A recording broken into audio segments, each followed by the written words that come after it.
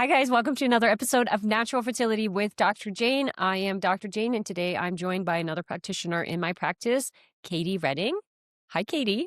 Hi. We're so excited to have you here. I love the more that we have these conversations, the more people will, I love it's not just me talking about cases, it's your experience talking about cases and what we're seeing. And today you said we want to talk about the hamster wheel of infertility and how to actually get off it. Yeah, I think a lot of women are stuck Yeah. Tell me what sparked spinning the their wheels. conversation as I'm like, we just need to hit record because there's too many good things here. What sparked the thought behind the hamster wheel and, where are women getting stuck or couples even? Yeah.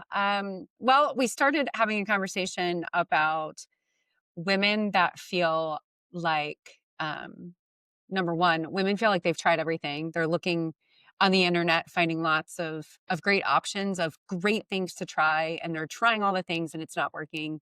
Um, and then we also see another kind of group of women that have this mistrust of practitioners because they have tried so many things, because they haven't had enough answers along the way.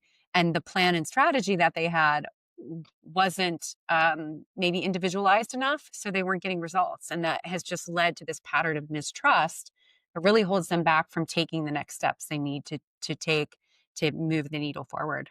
Yeah, I've always asked this. It's like, are you afraid of spending the money or are you afraid of wasting money? Always. And it's usually the waste of the money versus the spending of the money because you've already spent so much money that you're like, it didn't work before. How is this going to work? What do you think are the underlying kind of issues in terms of the lack of trust that happens? And how much of it is personality type versus actual practitioners that they're sitting in front of? What kind of tools we can give patients? And honestly, like, I see this all the time. So, as soon as you started taking calls and you're like, yep, this is a thing that's coming up, like, yep, it is. How can we help patients get across the line? And whether that's working with us or finding another practitioner, like, I genuinely mean that. So then you can get off the hamster wheel because we all know, like, you were on a hamster wheel for a long time. I was on a hamster wheel and sometimes still am on a hamster wheel in different portions of my life. It's like, it feels terrible. Like, it feels terrible to be running as hard as you can and literally not getting anywhere, you know? Yeah. Yeah. I feel a lot of women feel that way. And it's a really bad place to be. Like you feel like you're not only not getting where you want to be and the goal you want to meet, but you're also, it drains your family, it drains your relationships, the people around you, because you become hyper focused on getting that one thing. That's all that matters. And I think sometimes that just puts these blinders on that we uh nothing else matters, right? And so it can be easy to obsess over getting that one thing at all costs. Um, and then we don't listen to advice because we feel like we might know better. I think there's a lot of reasons it could that pattern can set in people. It can be personality, right? It could be a pattern that you've experienced your whole life, that you only rely on yourself, you don't rely on others. That could be Which is a from trauma pattern, right? Usually I it's yep. because you were let down, and there is a deep hurt. I actually, so I have a patient who it's a couple, but they're like, "Would you see our mom?" Like my mom. And I was like, "You know what? I would." Because they all live together. And so there's a lot of, I'm like, if I can shift her, like that was a point of contact. Um, and yesterday I had the appointment with the mom, but her daughter showed up on it. And I was like, "Oh, Mhm. this is a different dynamic, but like, let's do it." And there was a lot of the mom is just like, I don't like accepting help. I am on my own. I am good on my own. And it's like actually creating this pattern of rejection for the daughter because she's trying to help and it's Mhm. frustrating and all of this. And we were like, where does that come from? Like, I kind of started digging into that. And it's like, I just had to learn how to do that because when my brother was born, I was no longer important. And it was just like, ah. Okay, so that's the trauma, that's the experience that your body, your nervous system is locked into, and that's what you're still living out every day. And I saw a post like earlier that day that Gaber Maté says, like, when you're triggered, you respond to the age that the trauma happened, not the Oh, age that you are. And it's like, that's good. That's yeah. true. And that was, that experience happened for her for 6 or 8 years old, and, like, guess what the reaction is of this woman who needs help, but as soon as somebody offers help, she goes, "Don't touch me." And she doesn't mean to. She hates that she does that because she knows she's not 8 years old anymore, but that response is really built in there, and it takes so much awareness, like, we've been working together for at least 6 months now where she's like, "Oh my god, this is a pattern." Like, and she knows it's a pattern, but now I'm ready to Yeah. deal with it, you know? So, Yeah. when it's Why your working with someone is personality, so is it your personality or is it trauma? yeah, but it's so important to work with someone because you don't usually see that yourself, right? It's the It hardest takes thing. someone else seeing that for you. Mhm. I had a call just this week with someone and I said, let's go back and talk about some things that happened in childhood. And she's like, oh no, my childhood was great. And then we did a little more digging and, her mom was chronically ill for a long period of her lifetime. She was the oldest, had to take care of siblings. Like there's this survival mechanism that not we all have, but it really is very strong for her. And she's stuck in that fight or flight. And 30 years later, she's still there Mhm. because uh, even through miscarriage, like she never even healed from that because her mentality is constantly survive, survive, keep going, keep going, keep going. And that's something that's going to hold us back from definitely from healing, but, also just Receiving from help. working with someone, Yeah, yeah, and receiving being help. able to receive help and follow I don't wanna say follow directions, but follow the plan. I mean, so many women have a hard time just following the plan, the next step, because they're still questioning, "Will that work? Will that work?" Yep. Um, yeah. Yeah, I mean, I often is like, "Hey, what would help you trust a practitioner versus it's ourselves for someone else?" You know, "Are you ready for that? Do you want that?" Or do you keep wanting? Because sometimes they're like, "I'm just used to figuring it out on my own." It's like, "I know Mhm, you're used to that, but do you want to keep doing that?" I think that's the answer, or that's the question, and then if someone says, "I'm just so used to being responsible for everybody else. It's just what I do." It's like, mhm. "Cool, do you want to keep doing that, or are you tired of carrying that?" And Yeah. you have to Everybody gets admit to it that, like, "No, I am tired," versus like, "No, I like it." And I have people say, "No, I like it," because it gives them so much fulfillment that and it's their whole character that if we take that away, they go, "Who am I?" Yeah. Yeah, it's their identity. It's become their identity, and it's all they know. And so even if they don't want it to be that way, it's what's comfortable. Mhm. Yep, It's what gives them a sense of control. And I think to be able to progress forward, we have to get to the point to at least be able to admit that that's where we're at. for sure. And then, what are the next steps we can take? I know, even for me, I've been a control freak my whole life. I've had my own trauma. We all have, but it took a long time, a very long time for me to get to a place where I was like, actually, I don't want to carry this anymore. I'm Mhm, sick of it. I'm mhm. tired. My body's tired. My mind's tired, everything. And actually sought out help with someone else. It's a hard thing to do if that's been your pattern your whole life. Yeah, and especially if you were told, depending on it's like, "Nah, you can figure it out. You don't need anyone." Like, if you need someone, that means you're weak. That means you're broken. And that's like, oh, who taught us that? Yeah, that's so opposite, right? We Yeah. actually are very strong if we reach out for help and rely on other people. Yeah. Yeah, for Yeah. sure. It's the gift of, I think about, when you do something really nice, this is how I try to flip it for patients. When you do something really nice for somebody, what does that feel like for you? They go, Mm, "Oh, I love it. Like, I love helping people." And I'm like, "Well, every time you withhold information, you're preventing the people yeah. around you to feel that same thing." And they go, "Ah, damn it." I know. Like, it feels really Yeah. good to be able to help somebody. Yeah. Why are you not letting people why are you withholding that from them, Yeah. you know? Stop stealing people's joy to be able to help you and serve you and love you and I guide know. you. Let us help you. Yeah, but let's talk about, like, the clinical side of things, 'cause I also think that's a real thing where people come to us and they're like, "We've already done all of this. We've had the 10 different supplement protocols and the diet and lifestyle changes. I've already tried to eat more protein." Um, clinically, what do you see is for, like, in terms of our process that's different and this patient in front of you had this week? that you're like, these are the gaps that you actually had, and that's why it didn't work.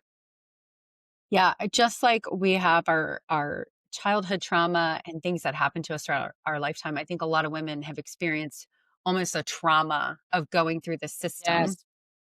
that is hard to let go of. It's hard to resolve, and that leads to mistrust. So I think one way that we're very different is, very early on in our process, we do look at what has been missed. And while many of our clients have been doing so many of the right things, they're not in the right order at the right time, in the right season, at the right dose for the right person. And all of those things really matter, Mhm. right? Like just taking the right supplement, if it's the wrong dose or, You the don't have the wrong, digestion absorption yeah, capacity. you're just throwing it down the toilet, literally. Mhm. Um, and of course, it's not going to work, which then leads you to think that that practitioner wasn't good enough or comprehensive enough or the plan didn't work, but really it was we didn't have the strategy from the beginning. So that's what I explained to several of my couples this week is like you needed the big picture from the start. Now, we might tweak it along the way. We're going to pivot, we're going to adjust things along the way, but it's having the information up front, enough information to be able to draw the connections, draw the dots, come up with a cohesive plan. That's not, if somebody tells you you can get better in 12 weeks, don't sign up. You're not going to get better in 12 weeks. Healing takes time. And You I will think get that's, some better, but you're not gonna heal completely. There yeah, is no end line to healing, but you should get better in 12 weeks, but, absolutely. not Yeah, yeah, potentially conceive, especially if you have something like endometriosis and PCOS or premature ovarian insufficiency. Like, if you have POI and someone's like, "You can totally heal that in 3 months," it's like, yeah. next, you gotta move to the or into run in the other direction. Absolutely. Mhm. Yeah, and so having the strategy up front is really important. I think that's what sells a lot of people to work with us because we are very strategic and we look further down the road at what the bigger plan is, but then we kind of reverse engineer that, right? We're not giving you the whole entire plan at once. That's overwhelming. You can't do that. You And it's can't gonna take 50. change. It should change. Yeah, yeah. It should be changing along the way. If it's not, then it's not a good plan and it needs to pivot. So, um, and we never know how the body's going to react, For right? this Or how particular case, what we'll do you react. feel like what was missing for her from what you saw? Yeah, I think it was a lot of in the beginning when the process started. It was a lot of singular tests, Mhm. right? Like, oh, we'll do this one thing, and then they waited 3 or 4 months, and then they do one more thing, So a lot of and fragmentation. really, yeah, really stretched out, and it's hard to connect pieces when it's that fragmented. I think timing of when they did testing was really poor. So sometimes not done on the right cycle days. We have no idea when the cycle is. I was reviewing some of the labs and I'm like, "I- looking at your hormones doesn't tell me anything if I don't know where you are." Mhm. And it's interesting. You'll go to a GYN and they'll be like, we'll test your hormones today. And you'll say, oh, I'm not on the right window. And they'll say, it doesn't matter. Just where are you? Right. Like they just tell you, like, oh, you're on day 7. Okay. And they'll write it on their paper and we'll interpret it knowing that you're on day 7. And I'm like, that's terrible. Like, that's horrible. Like, there are actual scientific ways that we can plan this out and time it out so that we get the information we need. Why aren't we doing that? So that was really missed, a lot of timing issues. So we didn't even though they had some of this important testing, it wasn't done at the right time. And And then did you you don't have, like, functional lab testing? some was functional, some was conventional, through their doctor that they had. A lot of it was through the doctor. They had some really great doctors who did great tests, but as time went on, then she just started switching and switching and switching because I think Yes. the other thing is the intensity, the urgency starts getting more and more, and so it's almost like just reaching for anything. And the next thing that came along that was shiny and exciting, we were like, she was like, "Oh, I'm going to try that," Mhm. and that comes from just the desperation. of Sure. not It's the having the clear desperation plan, that's driving in. Yeah. not knowing what's coming. I Mhm. think that's a big thing. Like when I explained our process to that particular couple, actually the husband was like, "This is a great plan. We've never seen a plan like this. We've never had someone talk about our labs in this light or explain it in this great detail." And, for him, like right away, it made a lot of sense. And he was ready. He's like, The men "Let's go." like our plans because they're so logical. And they go, "Oh my god, finally, there's logic." Yeah, somebody has a plan. Somebody has a plan, and it makes sense. Yeah, yeah. And so, for her, the holdup is just her mistrust. And I ended up having to have in the conversation said that's really what holds you back in this process at this point, no matter who you work with. And we want you to work with somebody that you're comfortable with and that you do trust, because it does no good to work with us if you don't trust the process. Mhm. And that can be hard to do. But ultimately, I said, that is what it comes down to. You have to find someone that you can trust, because what holds you back is not taking the steps to move forward. Yep. Yeah. You said a couple of really important things there. Yeah, one of them outlining if you're in the place where you're still looking for practitioners versus you're in the place, I always say you have limited amount of energy. Hmm. And so if you've had a test here and a test here and a test here and a test, like every test that you had to run, there was energy, there was hope, there was an emotional connection, there was a lot of you just put a lot of energy towards it. And so if it creates that fragmentation and you don't really get the results and you get that bucket starts to get emptier and emptier and emptier and Hmm. emptier. And so then when you get to the point and you're like, listen, I hate to break this to you, but a lot of that was a waste of your time. That was inefficient. We could have done all of that testing within one cycle and understood the entire picture. And I just onboarded a new couple a couple of weeks ago, and they're like, how do people decide which labs to run besides the cost? So we'll always say, like, here's what I'd love to do, here's what we need to do, and then we let the couples decide. But we also guide them obviously through that, because why would you run this test? Why would you not? What are the pros? What are the cons? Is that really important? And of course, there's always a financial component. It's like, do you want to Hmm. spend 9 grand on labs or do you want to spend 5 grand on labs? Here's what I need, and here's what's Yeah. nice to have. And I was like, after cost, my next question is like, can the couple handle this? Because you're going to get like 8 different boxes in the mail and you're going to have to collect throughout your entire cycle. So these are day 2 and 3 tests. This is around ovulation. This is day 19 and 23. And you're probably going to collect 1 to 2 or 3 labs per each time. Like it's a lot. It It's is a a lot. lot. And if I could, I wouldn't do it, but the whole point of doing that is that you can see everything and you go, that's Yeah. what's missing. Let's make a plan. Let's do X, Y, and Z. So I'm very mindful of that energy. So if you're in the space where you're like, I have had so many tests done, but you don't have any answers, it's Hmm. because those tests have been done so erratic and no one ever walked you through why you ran that test and what piece of information it filled in, what piece of the puzzle it completed for you. And so you're tired now. So Hmm. it's not even a lack of trust. It's I'm actually tired and I need a break from this whole infertility journey, which is also I call that out all the time. I'm like, I don't think you're ready for this because when you're jumping into I'm going to tell you what to do, but you have to be ready because there's going to be a lot of that energy. So I want women to be very protective of that space instead of yeah, I'll just keep doing the labs. I'll just keep doing it. It's like going to the doctors and getting your blood drawn or pooping in a box constantly or whatever, vaginal swabs. It's all tiring. And if you don't have somebody who's walking you through that, you're going to you're going to exhaust yourself pretty quick.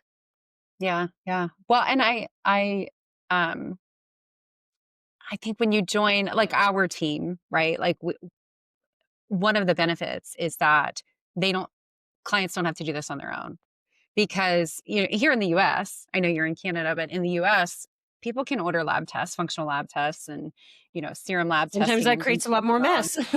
And it creates so much mess. I want to speak to that woman because, we had our call last night, our masterclass call, and there were several people like, well, I can just order that online. I can just order that test online. And I absolutely you can.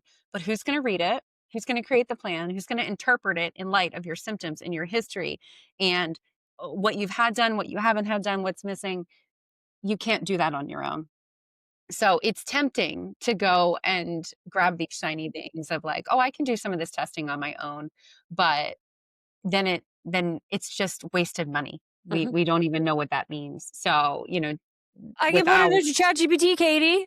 uh ChatGPT is still limited and it's not always correct. It's It's not not always always correct. correct, yeah. Yeah. So there's certainly we love Mhm. using all the resources we have, but there are limitations when you are stuck in that I can do it myself mode. We have a fertility coordinator that like our lab coordinator like helps our clients figure out timing and figure out testing and where it's going to happen and just makes the process so much more smooth for them so that we get it right. These are expensive tests. We want to make sure that we're Mhm. not wasting them or doing them incorrectly and that we get them done timely.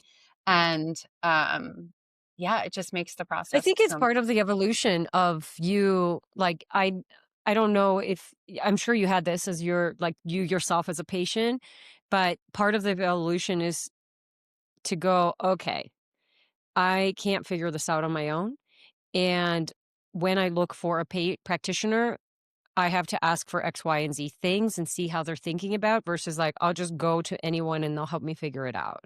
Mhm. Because, I spent a lot of years in the personal training space, and obviously, like, being a naturopath now for 10, almost 11 years, it's not every personal trainer is the same. Not every Yeah, naturopathic doctor is the same. Not every functional diagnostic nutrition practitioner is the same. You have to absolutely. interview people to see if they have so like the kind of practitioner that I was when I first started practicing versus now is very different. And I know that because by the results that I can get for people, but also how I talk to them, the results that how I'm able to interpret all of that stuff.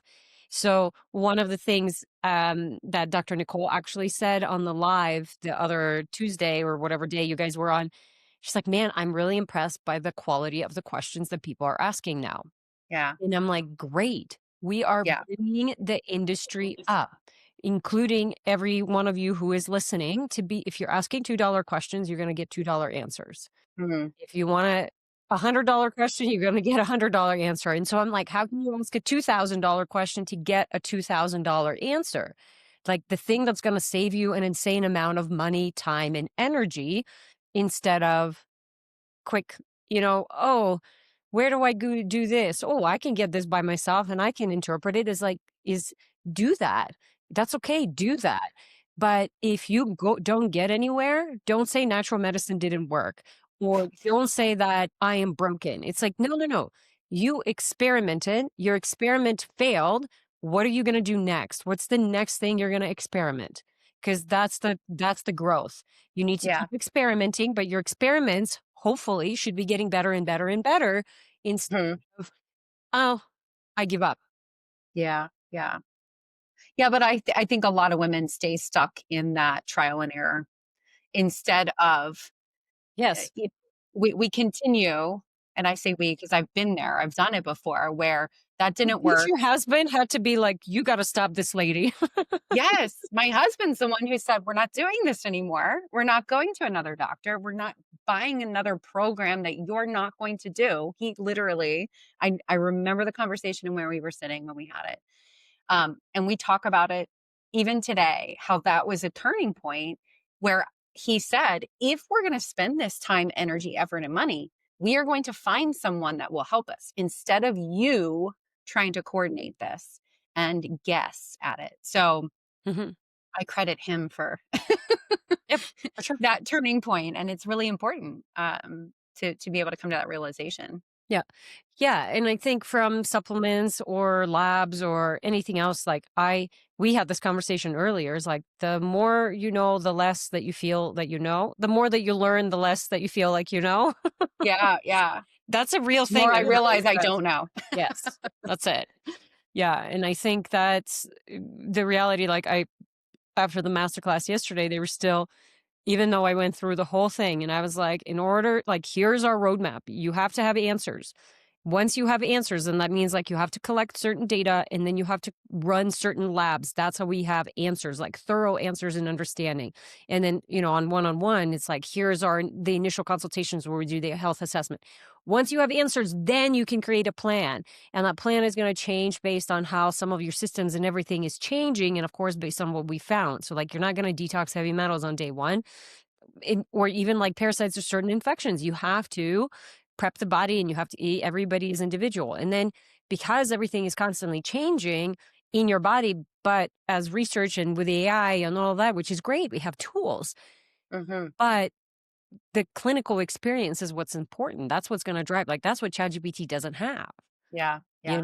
And even some of my girlfriends where we graduated at the same time and now they're like not really seeing patients but they're consulting about like lab findings and then they tell people about the lab findings and how to treat and I was like but you're not treating the patients, how do you Yeah. know if that They're works? treating in theory, They're right? treating They're in treating theory and you yeah. can't treat in theory.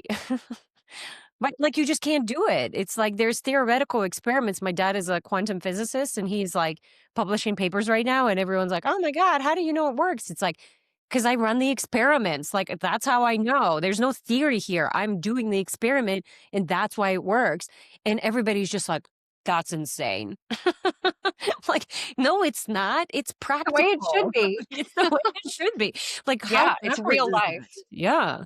How Yeah. backwards is that? So, side note with ChatGPT, I was like, I like to dabble into some conspiracy theories here and there. And I've been hearing some conspiracy theories about like the Charlie Kirk assassination. And so I punched Oh, it yeah. into ChatGPT and ChatGPT was like, he's alive. What are you talking about? And I was like, what?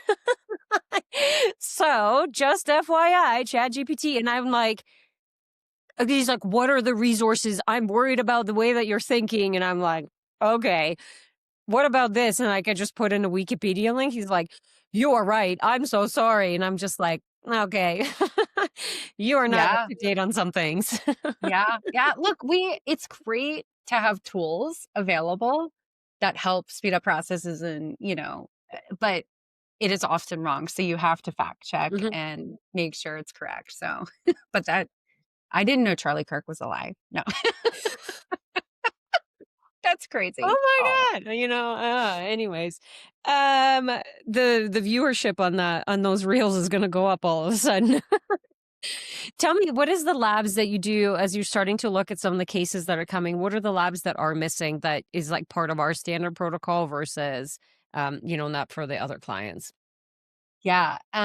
So for sure, and most of our clients come to us with testing through conventional methods, right? So their doctor is primarily, and some have literally nothing, which is blows my mind. Like, how do we have zero, right?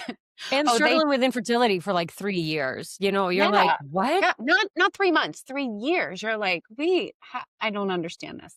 But the ones that are coming with some testing, I definitely see it's not a comprehensive um, look at their blood, which again blows my mind because it's such a simple thing. Like my background was in nursing and I've looked at labs like my whole adult life. And I just think like a CBC is like with differential is like $3, a CMP is $9. Like, why aren't we running the full thing to see what the picture is? And, most people that have insurance, that should cost them a $25 copay to get a very comprehensive lab panel. And that's not happening. Hmm. If we're lucky, we're seeing hormones. Again, they're not tested at the right times. Um, And and sometimes it's the right time of the cycle, but right time, wrong time of the day. That's like, yeah, come on, we were so close. weren't fasted if they needed to be fasted, or they tested hormones in the evening because that's when they happen to be at the appointment. And we like to test some more in the morning. And yeah, some of that. I also I like to see a whole cycle for women, whether that is testing on day 2 and 3 and day 19 to 20. So we test twice in the same cycle if we're doing blood or doing something like a functional test like a Dutch where we're seeing a 24-hour cycle over, I like a cycle mapping because we can see even more data. But you know, I worked one client this week has uh over year has had low progesterone. They've never investigated it. And she was, early Was she 30s when told was she told that her progesterone is normal? she was told it was normal, that it was fine.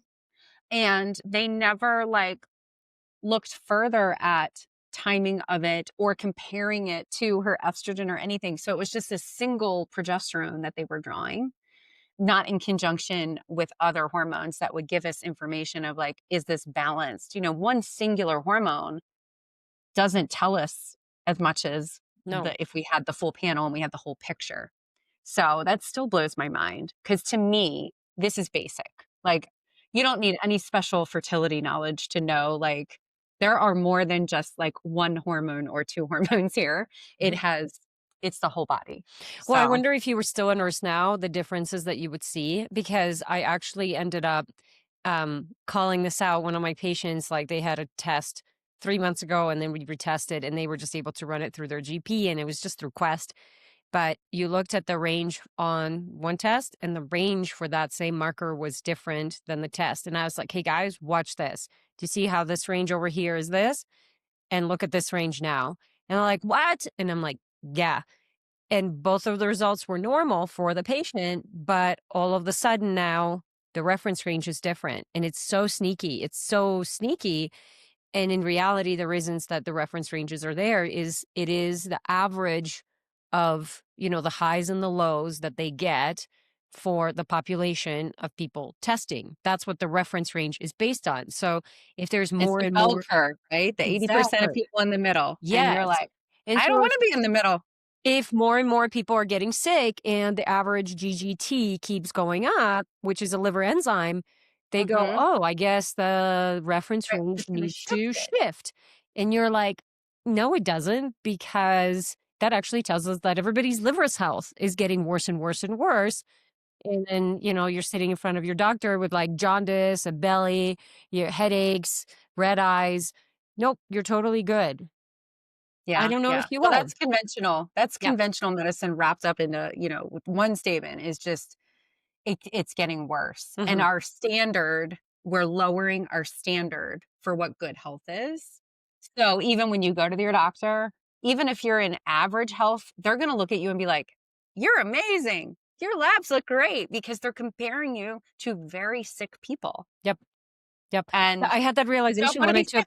when my grandma was alive and I took her to the doctor and, everybody and my grandma was, like, on, like, 5 different medications, her knees are bad, she's overweight, she has blood pressure issues, diabetes, like, you name it, and I'm sitting in this office, and I'm like, "No wonder I don't have issues in comparison to any of these people."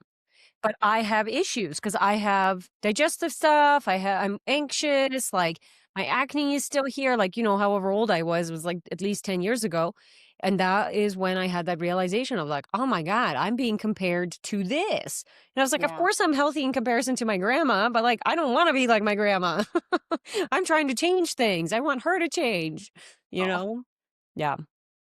yeah, What absolutely. about functional lab tests that she's missing? Was she missing? Did she even have any functional lab tests? She had a few. Mhm. She had, urine testing, so there was, a Dutch test Nice. and then a GI test Yeah. as well, so there was some, um, which Done is at good. different times? They were done at different around the same season, but different times, so they were about 6 weeks apart. No, that's not So, terrible. yeah, it's not bad. I've seen, 1 a year. That's completely Mhm. that's there's no link there. We can't tell what's going on. Um, so that was helpful, but had never had the results explained. So, that's another thing that I see often is that whether that's from the conventional doctor ordering it or through a functional provider, that the clients just don't understand what the results are telling them. Mhm. And I feel Which very is a strong. crime, like, it's such a crime. Why would you order a test result and then not explain it to the person? Or maybe you just ordered it yourself thinking that I'll just, I'll make sense of it, and it's like, that's a terrible idea. Yeah. Yeah, well, and the takeaway, I said, "Well, so what was the takeaway? They didn't explain this to you." And she said, "Oh, take a probiotic." And I'm like, Oh god, "That's come it? on. You did that, like, $2,000 of testing to take a probiotic? I mean, you coulda just done that, you know? We could have tried that out without testing." So, uh, I think that's another difference in our processes.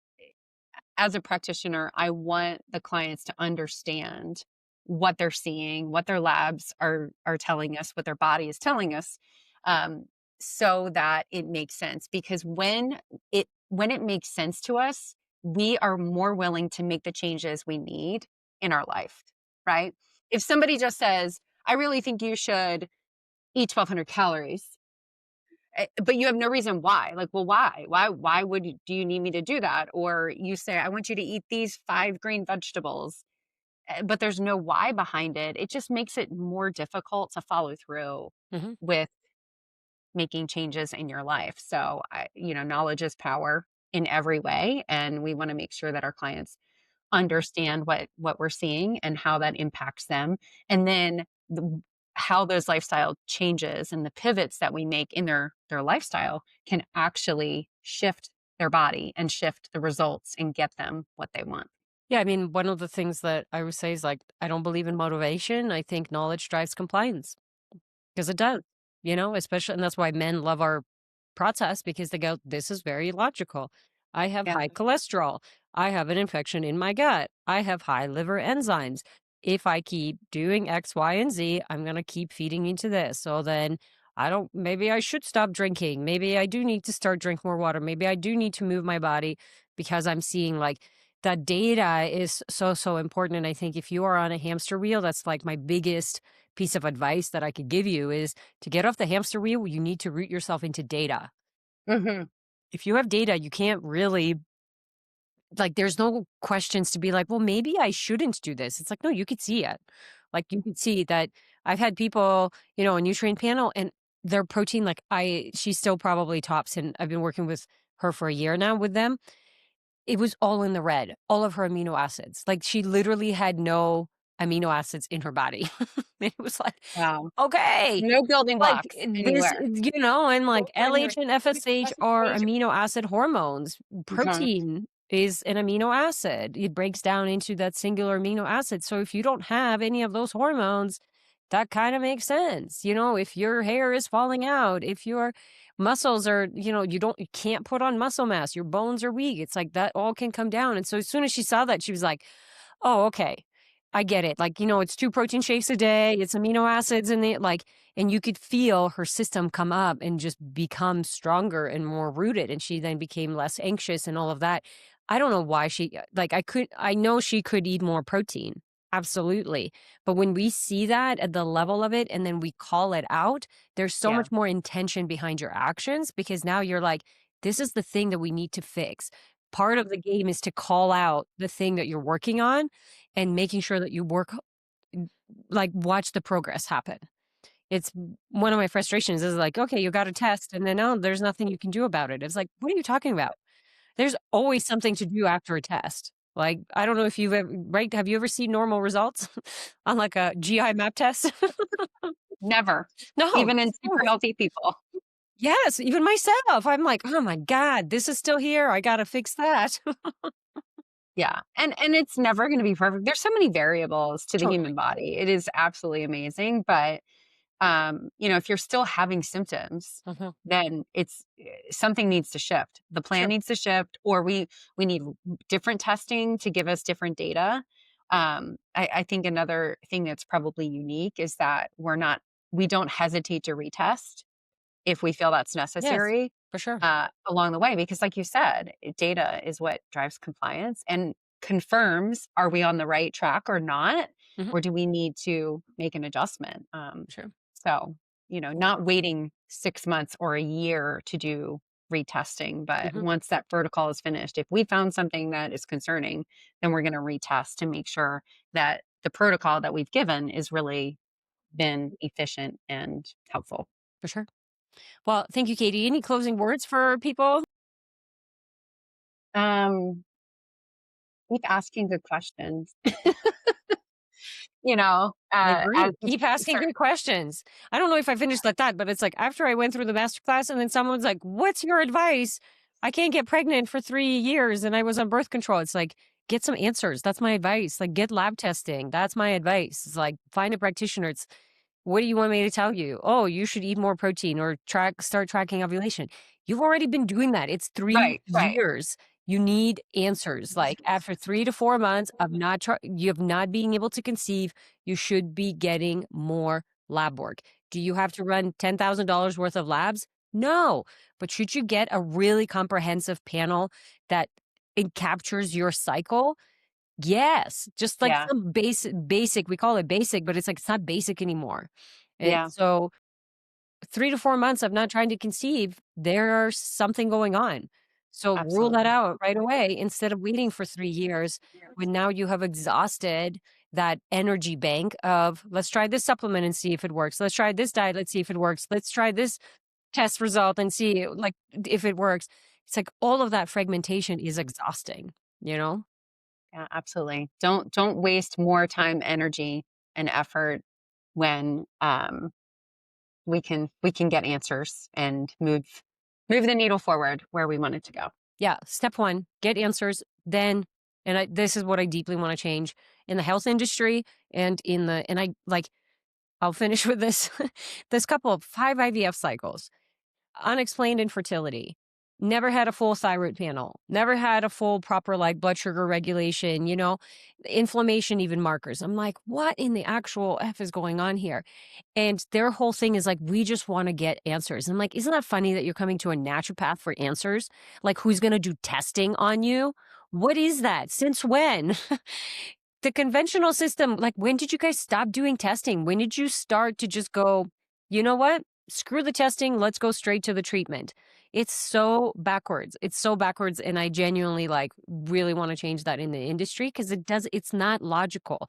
Yet we get Yeah, stuck in it because the emotion to the urgency that you were talking about to conceive, like, it blinds you, and you're like, "It doesn't matter, I'm just gonna do whatever because this person told me." And it's like, "No, you gotta listen to that gut." Like, if it doesn't make sense, don't do it. yeah, If it doesn't make absolutely. sense, don't do it. You're wasting it. You're wasting the energy, not even the money. You're wasting that precious energy that you have. Yeah, yeah, absolutely. So, Yeah. thank you, Katie. That was a really good topic. I think very helpful. I'm excited we'll have you again very soon. So, stay tuned. Thanks, guys, for tuning in. We'll see you next week.